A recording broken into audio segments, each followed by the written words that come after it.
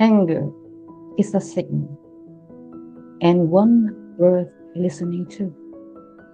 Harriet Lerner. What if one of the emotions we fear the most is also one of our greatest teachers? What if anger is not the opposite of peace?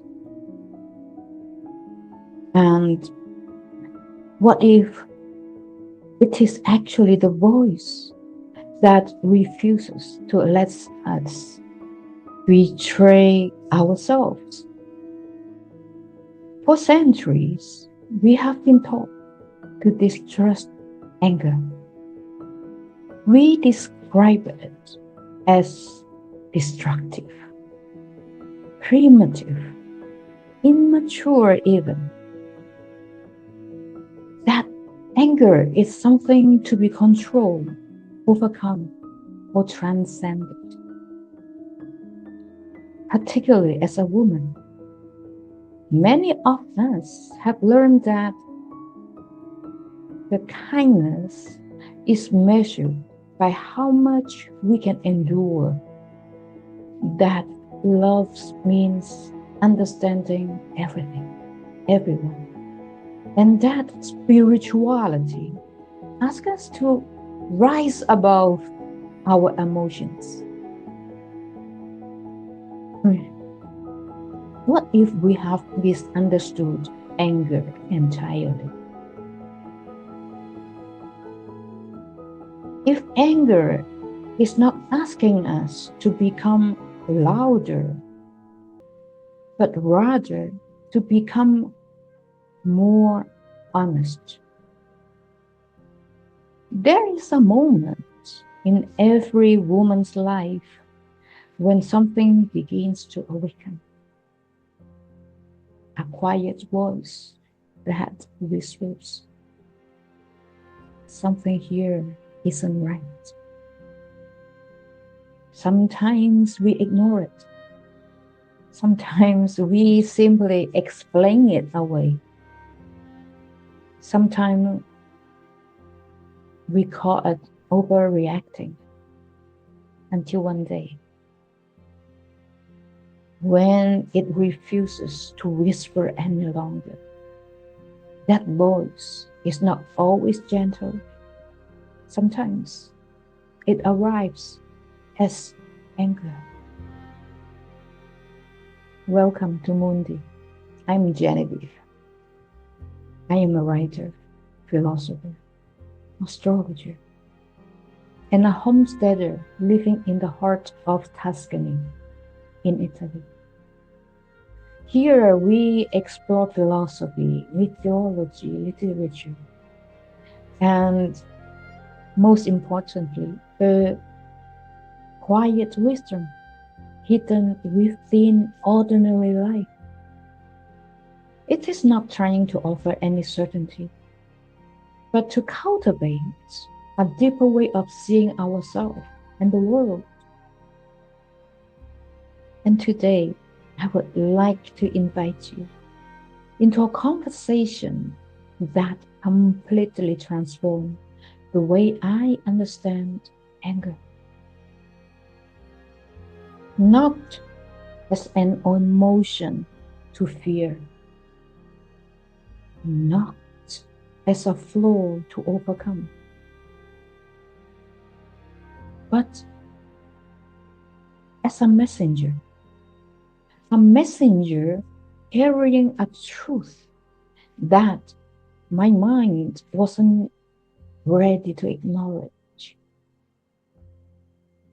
In helping me understanding that messenger,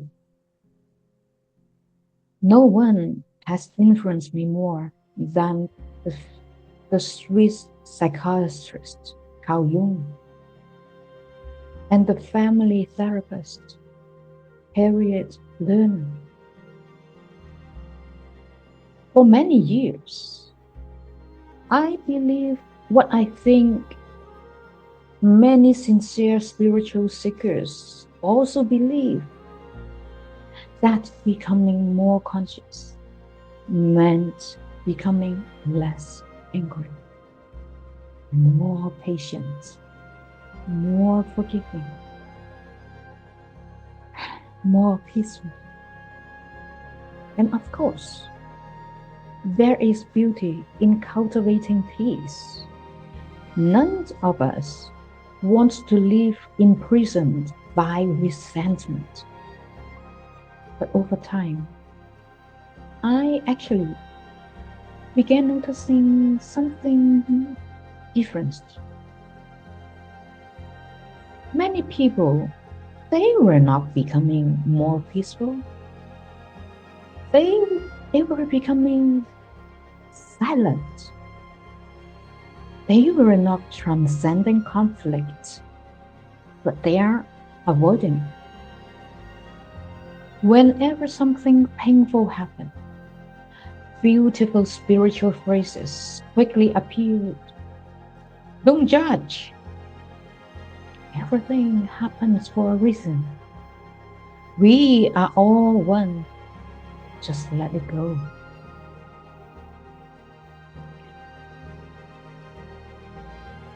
Don't get me wrong. These ideas contain wisdom. But I also discovered that wisdom can become a hiding place. Sometimes we use these beautiful words to protect ourselves from difficult situations and truth. Carl Jung devoted his life to understanding exactly this tendency. He believed that every human being carries what he called the shadow. And when people hear the word shadow, they often imagine something dark or evil. But that isn't what Jung meant. The shadow is simply everything we have learned to reject within ourselves. Sometimes it is our fear or jealousy. Sometimes that is our pride. But surprisingly, it can also be our strength, our creativity, and that courage. Even our capacity to say no. Now, imagine with me a little girl growing up hearing, "Don't be so emotional, my dear. Stop. Don't make a scene of it. Now be nice, my dear one. Be agreeable. And good girl, don't get angry." So she learned something very quickly. Not that the emotion disappears, but that it is no longer welcome. So she pushes it down. She smiles. She adapts. She becomes the person everyone appreciates. Yep. The emotion never disappears. It simply moves on the ground. What lives underground does not stop existing. It simply waits. So sometimes it returns as anxiety or exhaustion. Sometimes it is sadness, and sometimes as anger. And this was the insight that stopped me in my tracks. Anger, it is not the problem. Anger is the messenger. The question is no longer, how do I get rid of my anger? I think the better question is, what truth has my anger come to be revealed? So Jung also spoke about another ideas that I believe is especially meaningful for us, for women. He called it the animus. The animus is not the masculine in the ordinary sense of the word. It is an inner psychological principle. It is the part of us that think clearly, that discerns, that establishes boundaries, that speaks with conviction, and that has the courage to say no. Not because it wishes to dominate, by all means, but something sacred must be protected.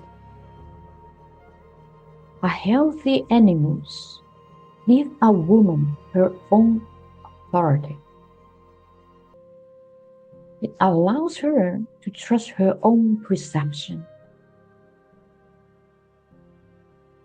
to recognize truth even when it is uncomfortable.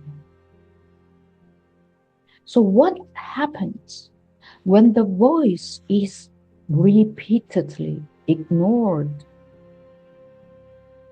What happens when we become so concerned with being understanding, accommodating, loving, that we slowly stop listening to ourselves? The animus, it is not going away, it is not disappearing. And like every forgotten part of the psyche, it waits. And sometimes the only way it can finally reach us is through anger. Not because anger is the animus. Let me be clear here.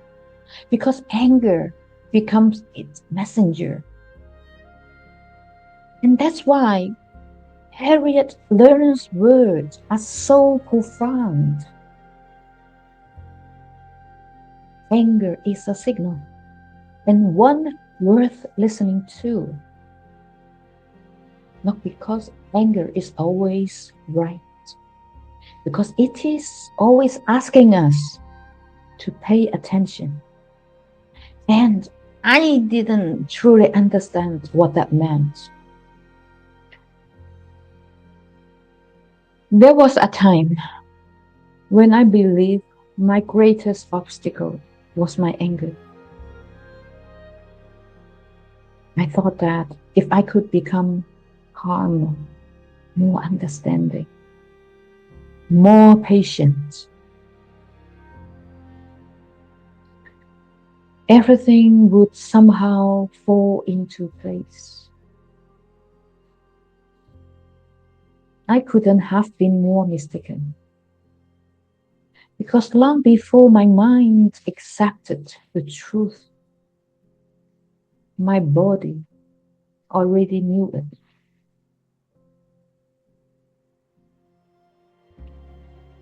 It happened on the final day of our relationship that has slowly become clouded by confusion. We had argued I don't even remember what the argument was about anymore. That isn't what stayed with me anyway. What I remember was what happened next. He came behind me and gently, very gently, trying to hold me. And me, without thinking, my body turned and pushed him away. That movement lasts only a second, but it changed everything. I was there, standing in complete shock. What I have just done. I am passionate, but I am not a physically aggressive person.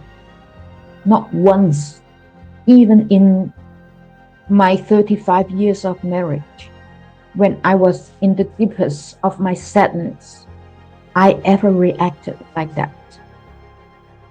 So that wasn't me.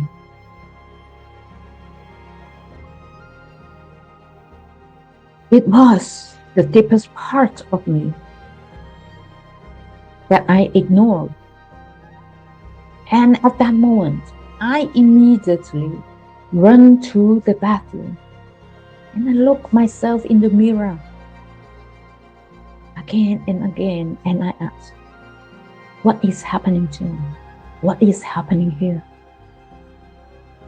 Then one word, merge.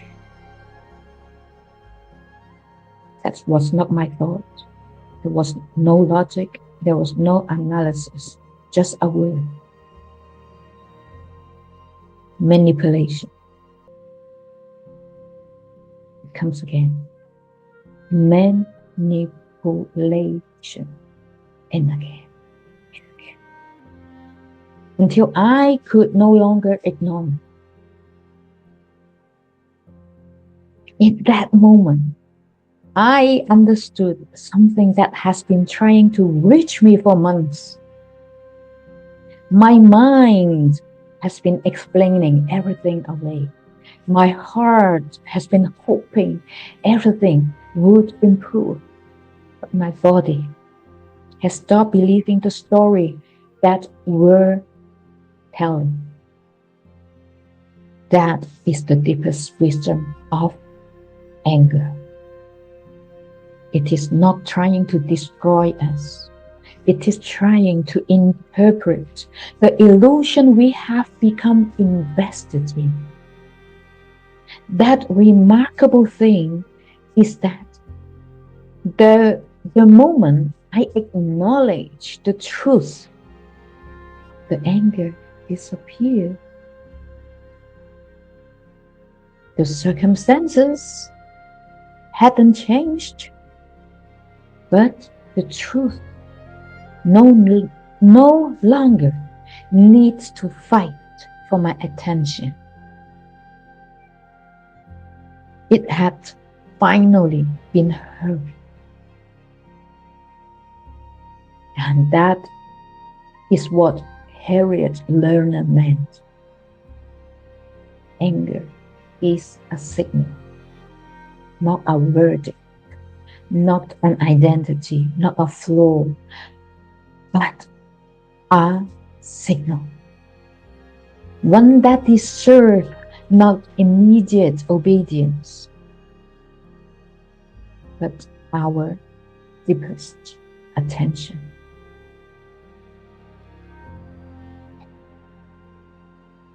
So when I look back now, I don't ask whether my anger was justified. That question doesn't interest me anymore. But it was the question that transformed my life in a different way. Because anger always stands in front of something. Sometimes it protects the ego, the pride, or fear. But sometimes to protect something more precious, our dignity, our integrity, and our truth. So the task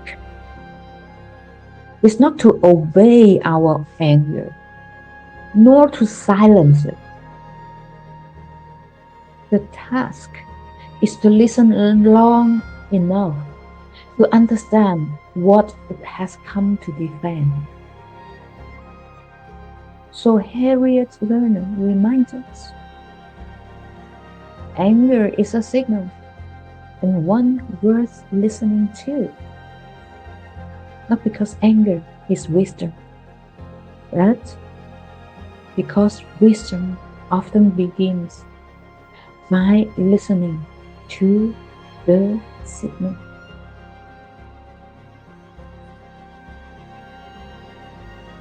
And Carl Jung believed that the purpose of life was not perfection.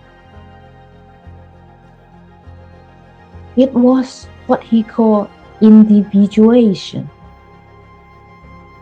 I have problem pronouncing it, but such a beautiful word. That's one that simply means becoming whole, not becoming better than the others, or spiritually superior, or free from conflict. By becoming a human being whose inner life and outer life are no longer strangers to one another. This wholeness asks something very simple of us: to stop dividing ourselves into acceptable and unacceptable emotions, to stop believing that love requires silence, to stop believing that peace requires pretending.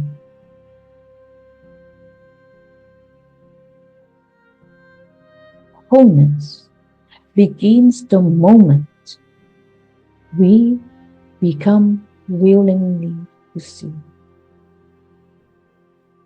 see ourselves, to see the other, to see a relationship,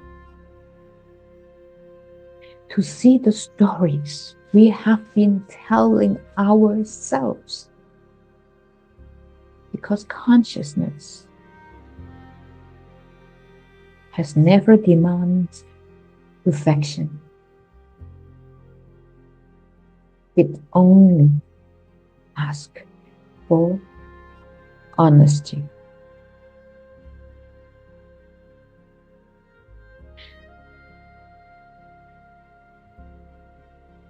There is another thought,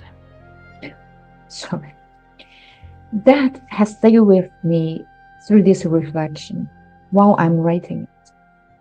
Ancient Greeks give us the story of Cassandra. She was gifted with the ability of seeing the truth. Yet, she was cursed so that no one would ever believe her. I sometimes wonder whether every woman carries a little of Cassandra within us. Not because she can predict the future, but there are moments when something deep inside already knows, our intuition. While the mind is still negotiating, the heart is still there hoping. The world continues to say, you are imagining it. Perhaps that inner knowing is not asking us to become suspicious, or maybe it is asking us to become more attentive, to trust that the soul has its own language. Sometimes it speaks through joy, through peace, through flower, and some other time through grief, sadness, and sometimes through anger.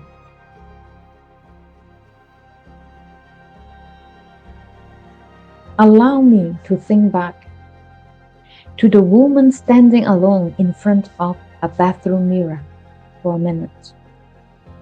She was confused.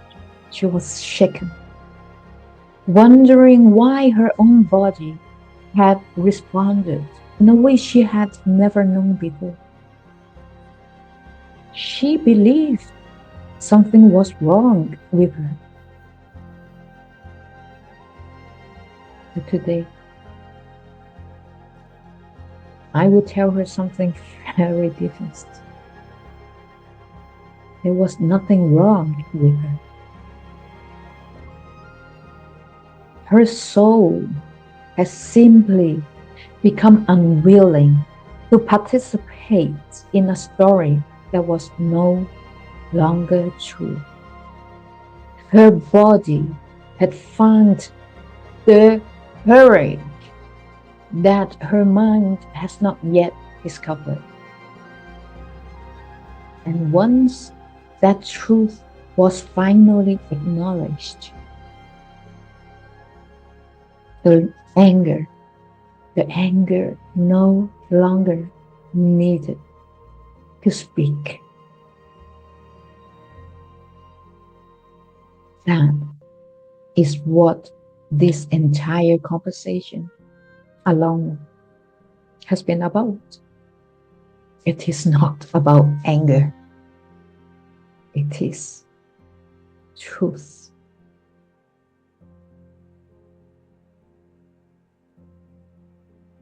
Every meaningful relationship, not only with another person, but with ourselves, ask the same question. Can you bear to see what is true? Not what's comfortable, not what confirms your hopes and illusions, not what's preserved the image you have carefully built, but what is true. That is why truth has always been considered sacred.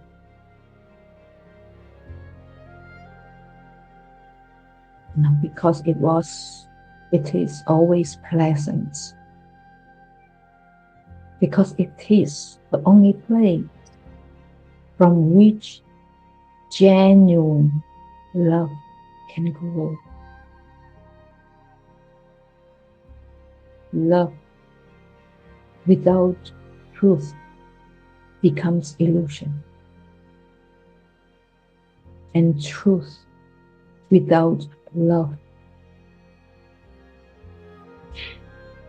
becomes cruelty.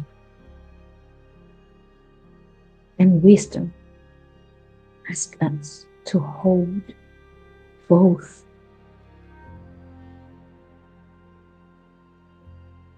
So the next time anger visits, please don't rush to silence it. Don't rush to justify it. Sit beside it for a while. Listen. And gently ask,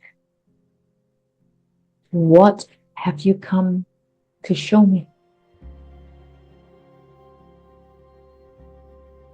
Because the greatest danger is not anger itself, The greatest danger is living so far from ourselves.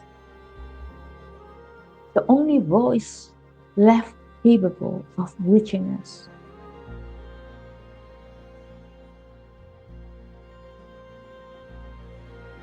Thank you for joining me today. And if this conversation has stirred something within you, I would love to hear your reflections in the comments below. Not because I expect us all to agree, but philosophy begins with conversation. Until next time, may you have courage to see clear, the humility to question yourself, and the wisdom to listen. Even when the truth arrives in unexpected ways. From my heart to yours, Genevieve.